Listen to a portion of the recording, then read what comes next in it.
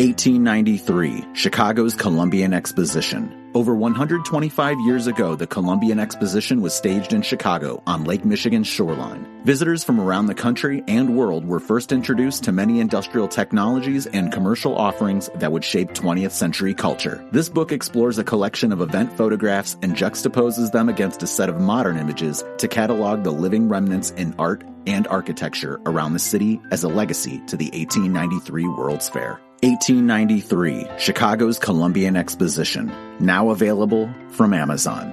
Audiobook version available soon.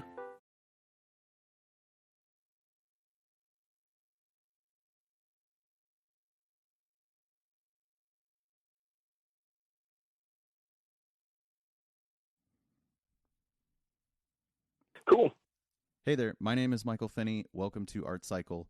This is just a new little broadcast with a couple of people hanging out, talking about their creative process or the art they make. We welcome new people into the group as well. So, do you guys want to introduce yourself? Tell us who you are. Sure. Yeah. I go by T.S. Moreau on just about all sorts of social media stuff. Terrence. I do mostly these days comicsy type stuff. Still like to think of myself as an artist in a bunch of different ways, but don't do it professionally much at all, really, except for indie type little book events type stuff. Comics Art Fest in LA is happening next month if you're in the area. But yeah, have some original training in visual arts.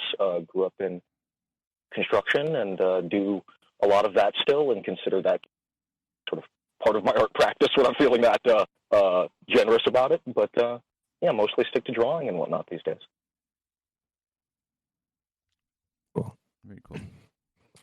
I'm JJ Byron, at keyword crypto JJ. I think most people on Twitter know me from hosting a podcast, Crypto, and I've met a lot of people there, but my real job is as a music composer and sound designer in Los Angeles and the Bay Area. And I make music for all kinds of content. I do a lot of animated TV. Now, I'm doing a lot. Well, you dropped out a little bit there, but that's okay. Yeah. Also, JJ and I are... Oh, there you're back a little bit. I might be dropping out a little bit. I unfortunately don't think there's much that I can do about it right now. We'll cope with it. Connections go that way sometimes. We're also working on a project with Daniel Krawitz, where I did some voiceover, and JJ has done some music. So we're chugging along with that. We'll see when it comes out. Excited to release that in the future. People here, I suppose, probably know me as a broadcaster or streamer, or circling around different crypto wagons. But I do some photography. I've published a book this past year on the Columbian Exposition. In the past, I played a lot of music with a lot of different bands, doing records and touring around and things like that. Nothing, particularly notable, but we did it. So I like hearing your stuff, JJ, because it's nice. You're like exploring all these different textures and not necessarily obligated to all the social aspects of maintaining a band. So are you able to do you still do a good portion of your musical stuff just for yourself, not professionally at all? Are you asking me or are you asking? JJ, yeah, Jay. Yeah. Go ahead. Yeah, so I've been I went to school to study it, and leaving school and starting like an experimental punk band and touring the world for about 10 years. That was my introduction to music. And then where I landed was doing it professionally. But even to this day, I think a lot of what I do, I try not to take on work unless I realize that's a very privileged thing to be able to do. So I'm super grateful. But, it's true. Like sometimes I do have to do stuff that's super commercial and stuff so that I have the opportunity To to create do room what for I the other want to. things. Yeah. Yeah, exactly. So is that mostly like a traditional like album and track stuff that you're doing right now? I mean, Michael mentioned like more textural type stuff. Like what grabs you at the moment? Let's see. Well, right now I'm scoring a lot of TV, and that's kind of what I'm interested in right now. I haven't actually produced a record of, say, songs in maybe 5 or 6 years. Well, maybe that's not true. I'm working on an album right now, but it's been a work in progress and it's taking a long time. So I do love to do that stuff, kind of short form songs, but I have to say the thing that I spend most of my time doing now is kind of longer form exploration of how to tell a story using sound and music. Yeah. I think you've done a really good job with that. As far as the soundtrack work you're doing on the video project that we have too. But go ahead, Terrence. Oh no, I was just going to ask, like, so to what degree, just like finding the next level of inquiry in terms of like the how intuitive do you feel that is for you versus like you've made it like, oh, I know exactly what I need to put in right here as the tension is rising, kind of thing, or do you really, like you say, I mean, you seem to want to take more understandably work that you vibe with. But do you really feel that, like, no, I have to go in deep and identify with what's going on, you know, in the scene or in the thematics or the narrative, or is it become more mechanical? I hope not more mechanical. Really good question. It's one that I kind of ask myself all. So I feel like everything that I do is kind of a challenge. Everything that I do creatively is a challenge, meaning that I go into it having no clue what I'm going to do, even if it's something I've done many times. Video that we're doing together, or lots of animated videos, but at the same time, this thing that we're relatively new, and I'm working with a person who tells a story in a very different, using still images instead of animation. So it's like, don't vibe with it at all, but that's what gets me excited, is that I'm doing something new and different. Working with somebody who speaks a different creative language. Question, but I think yeah, that, yeah, of course. Yeah, I think I'm always kind of looking for something that's going to challenge my.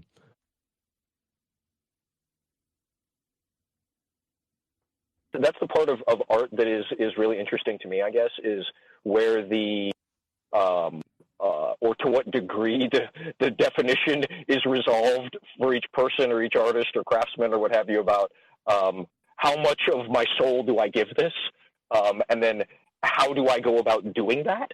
And most of that is just you feel it out, and you learn to trust your intuitions in various processes just by doing. But that journey individually of you're like, okay, this is what I had to learn to meet that challenge that you described, or this is how I had to stretch myself to rise to that challenge. Yeah, sometimes I choose not to put too much of my soul into something, and then I make the challenge about like how quickly can I do this. Like sometimes I'll do commercial work, and I'll be working for brands or products that I really don't care about, and I'm not even proud that I'm working with. I did a bunch of music for the promotional intro for the NFL this year, and like it was really cool because everyone's going to hear it. But I don't particularly like the NFL and what it stands for. Sure. So in that case, it's like, well, how quickly can I do something that is interesting to me to make this worth it? Challenge. But so do you find that there was like more, I mean, I'm going to frame it in a certain way here, but those more like technical craft challenges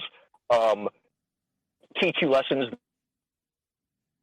you do personally, or how you see things in a more like aesthetically personal way? Back. An example of this is when I'm doing design for a project, which is different than music, because music is very emotionally driven, but sometimes sound design the story. What sound effects do you put into a video to make it come to life, to make it more realistic? Not necessarily to tell you when you're happy or sad or when the story needs to rise in tension or resolve, but just the But to things give you that key move. information. Is it daytime or is it nighttime? Is it in the city? Those things. That to me is like I get to be a craftsman there and put something together technically. All those tools, and I take them. And what we're doing with Daniel Krawietz is I get to do both of those, and I get to do them in a very integrated way. So that's really exciting to me because I get to create this kind of musical piece that has all these different elements that you wouldn't normally think of as music, but I get to use them musically. Right. You've kind of crafted Interesting. out like a space that has like an atmospheric color in terms of the sound, with some of Yeah, that. and that was really fun for me. And Daniel Krawietz is, a really big fan of orchestral elements and kind of classic instruments. So I got to use that instrumentation, which I often don't get to, because there are composers there are composers that I compete with that are so much better at that than I am. But still, being able to work with Daniel and do that, and then know that I was going to be able to make something that he was going to like, that's really fun. Is it silly that based on what very very little I know about the project and kind of how you guys were describing it in terms of almost more of an animatic rather than an animation, and Exactly what it I think is, I've yeah. seen a few frames here and there. If I think of Looney Tunes cartoons and that like classical approach to music and sound design, with a heavy emphasis on well done drawings and cartooning. Yeah, I really hope so. That would be a great outcome for that, Yeah, in my opinion. and I think we have a chat group on we have a DM group where we kind of talk about some of our influences and some of that Warner Brothers, which was all Carl Stalling, and he had access to all of the music in the Warner Brothers archives, so he was actually able to make really crazy. And Daniel's a big fan of that. So yeah, he created a piece that's completely animatic. It's all still images, but he wanted it to involve a lot of composition. We call it Mickey Mousing, when the music is almost like sound design for the story. It's like, yeah, it's those counterpoints to the action thing that made me think of Looney Tunes, where the music was very pointedly a presence. Yeah, that's kind of what's going on there. And with Daniel before on a previous video, and I knew what he was into. So I collaborated with him before, and I knew the way he communicated. So there's going to be more in the future. It'll be fun too. hell yeah. So what, like, is it? Do you guys? And it's okay if you can't give it away. I'm just curious. Like, do you know the form it will take, just in terms of length, or like, yeah, I think it's about 7 number minutes of long. episodes or something? Yeah. Oh, okay. I don't know if it'll be an episodic thing, but at least Yeah, I don't know if that's the right word. Yeah. Yeah, there might be like some larger continuity or universe, I suppose he's trying to craft. Oh, cool. But for this one, I think it's going to be pretty short. I think about 7 minutes is what the composited audio comes out to. Yeah, I think what he's been doing for the last couple of years is developing a character and these little stories around this character. So, and directors to work with, because he's not, like they're animatic right now. They're still images, but he knows eventually he wants to animate them. Doesn't have. He's not. How would you say it? He's fine. He wants to put out the content rather than wait until they're perfect and animated to get it out there. And he wants people to use their imagination when they watch. That's so unlike the Hollywood directors that I work with that it's just, that's a lot of fun. It's a different thing, though. Yeah. he's got a great character and interest. Takes these different stories, and yeah, so I mean, it already is, but I think he's going to get a lot of people interested in it.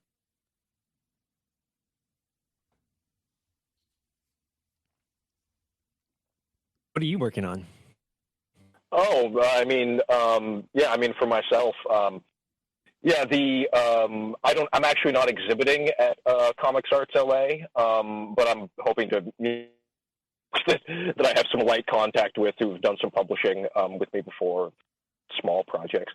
The world of indie comics is really weird and different, and I'm working on comics at this point I only do for myself.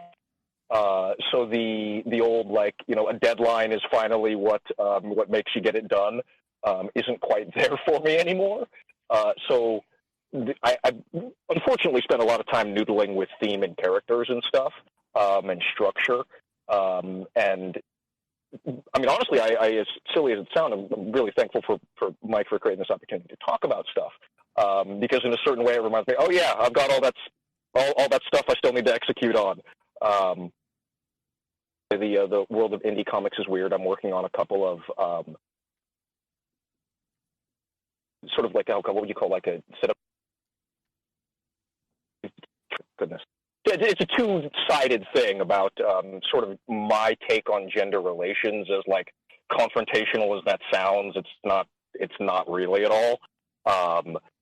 And you know, it's really weird because I tend to overthink this crap as an artist, and you know, part of what creates a slower production cycle.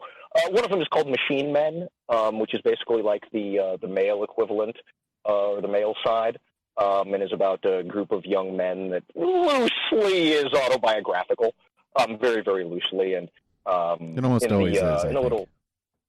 I think it almost always is. Yeah, exactly. And the figuring out of that, like, again, that like, okay, well, how much do I bleed stuff in here? You know, you go, okay, well, how much of this do I, basically, I suppose, how much of this creates a good story versus how much of this is just me, you know, reflecting on the past and just, you know, spitting it out with a different filter. And this is, like, to a large degree what fascinates me about art. A bunch of folks in the little Twitter chat that we were having there probably saw me get pretty existential pretty quick, because to me that's where a lot of art leads, is these maybe not confrontation, but contemplation anyway of some of the, you know, difficult or out there questions. And so, yeah, I mean, a lot of my projects tend to reach this point. I'm like, oh crap, I actually have to go back out into life and like learn things again so that I can complete the story properly, rather than just having it be this kind of hanging Chad approach to the theme. Two stories that I'm kind of working on have been going on for a long time, and so the other one is called In Jest. Let me finish just doing the pitch for Machine Man. Silly, but if you've ever, if you know Jack Kirby and all the comics genius, Stan Lee gets a lot of credit, but Jack Kirby probably deserves more. He did a Machine kind of a underground cult thing that was his take on 2001, where a lot of the themes were about sort of masculinity and the place of not violent action, but of power in modern society, and sort of the facing of fantasy, the how you reconcile that. And Machine Man in 2001 don't really reconcile it well. So it was the kind of thing where I was playing around with you know, just frameworks and structures, and was like, oh, okay, here's an interesting sort of more pattern I can make in the overlay here, where I feel a resonance with themes, and can try to take a personal and pop cultural juxtaposition and shoot it off. So it's basically 4 man-like androids who are so lifelike you can't tell the difference. have all been friends, and kind of don't get along well in society and all of this.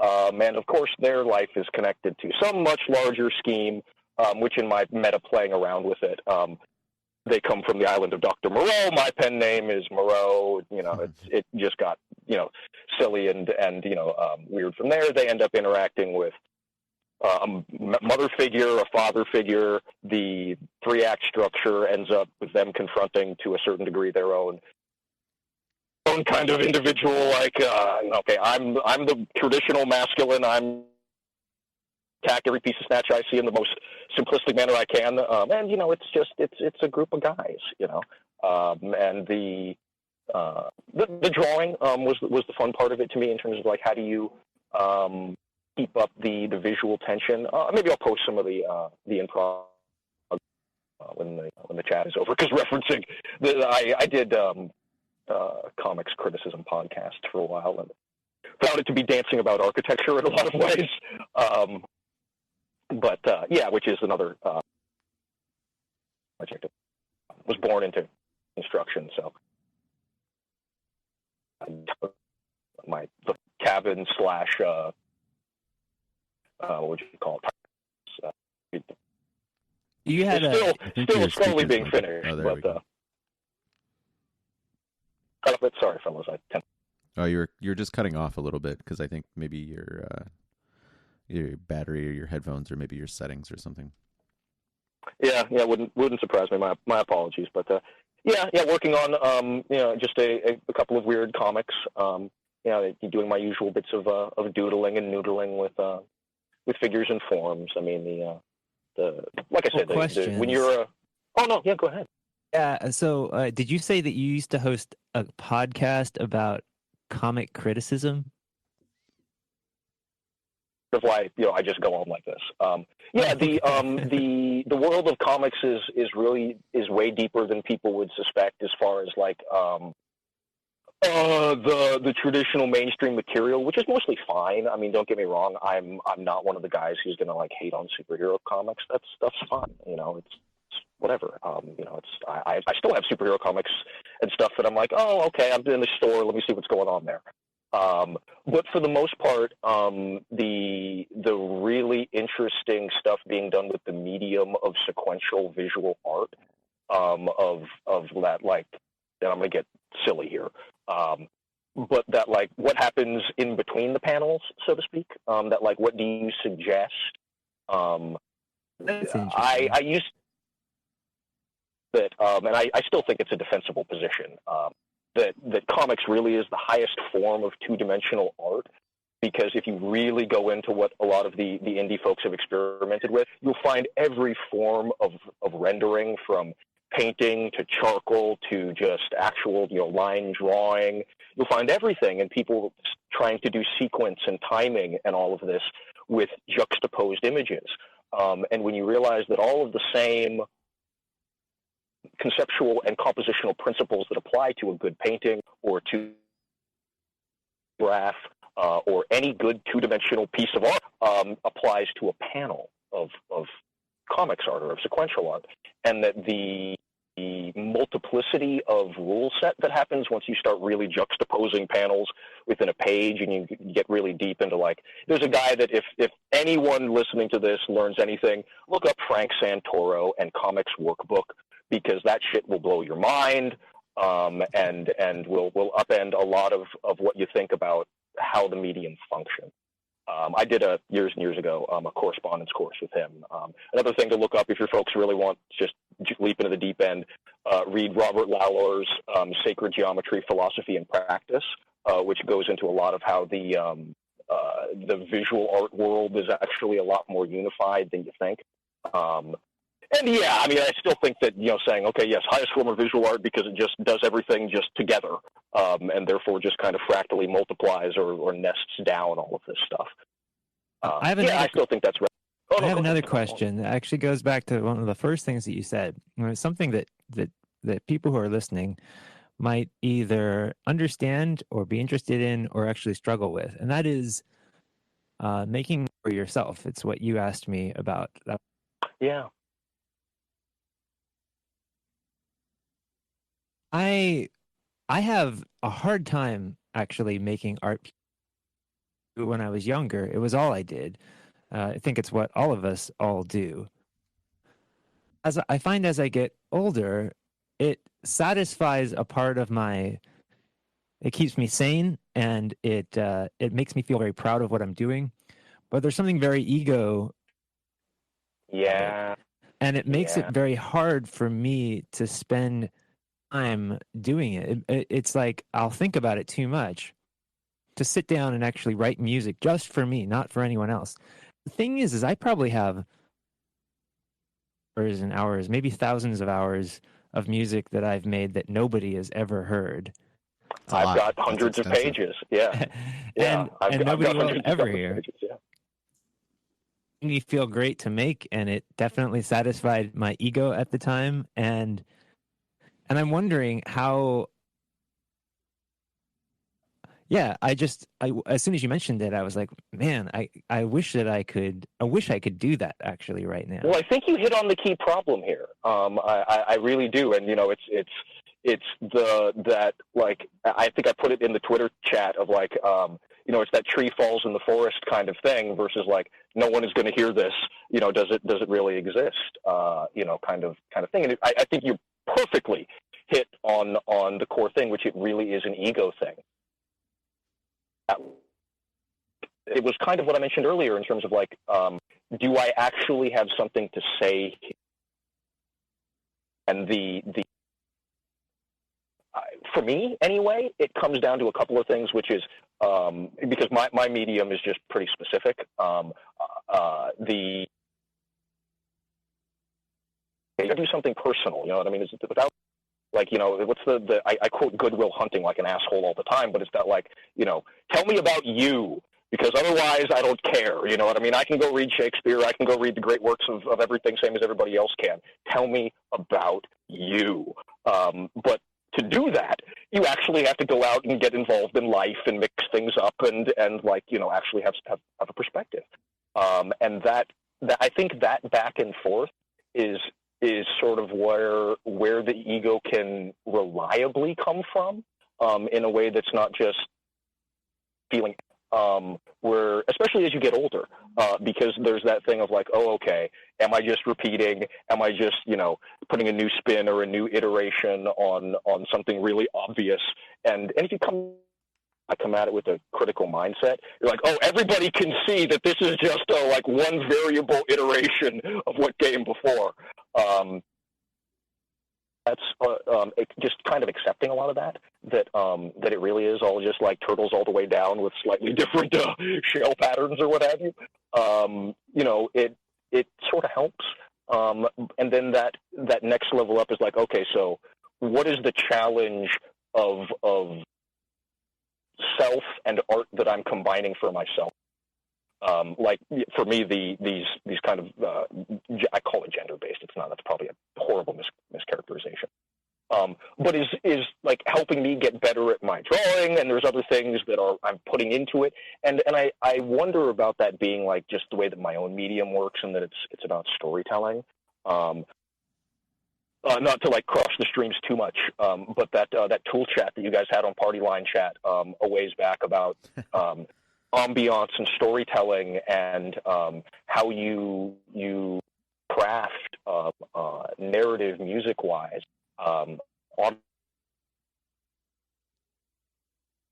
You dropped out on us for a second there. You still there? Terrence? Fortunately, I'm going to have to get out of here too. I have a... I wonder if maybe his battery's that dead. next like challenge for There you. he is. There he is. You still there? Sorry, Yeah, guys. Like yeah. my actual phone rang. Oh yeah, that's how it goes. Yeah. Just I mean, when it's about setting that next challenge for yourself and saying like, okay, what? It's why I asked JJ. It's why I asked about what you learned, doing slightly more technical or to be mean about it, mercenary work, because then you go, okay, suddenly I have more tools at my disposal to tackle my own challenges, and suddenly I can do bigger and cooler things, even if in the like abyss gazing sense of it, I know that it's only 5 variables different. Who cares? You know what I mean? You're you know what those are, and you've defined it well enough, and you accept the large scale structure of your craft. I am pretty okay. excited to, like, put together something.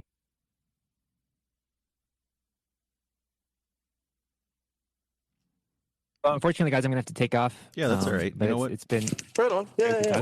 We're coming up on half an hour, and I would say, why don't we just call it there for the first one? It was a nice kind of introduction. Yeah, we did a great pilot. We tested it. Everybody got their equipment working, myself included, and maybe the other guys will see this and they'll want to hop on in the future. And it's always just kind of at random. They don't even have to be on Sundays at 3. It was just a convenient habit that is fun. Really a convenient time for me, and it's fun to talk about. Cool. Well, then, I have a new podcast series that I'm doing called Here. One more time. EARISM. There's only one episode published now, but I'm going to be talking with other music composers, particularly the composers that I know who kind of work behind the scenes. They're not, but they're like the hardcore, everyday, wake up early, make music all day people. Very cool. Nice. Let's talk about that and see if we can get some more conversations together with some of these people. And put some deadlines on myself to get that done. Yeah, no problem. Well, thanks for hanging out with us today on Periscope. Again, my name is Michael Finney. This has been Art Cycle, and we will talk with you all before too long. Thanks for joining us.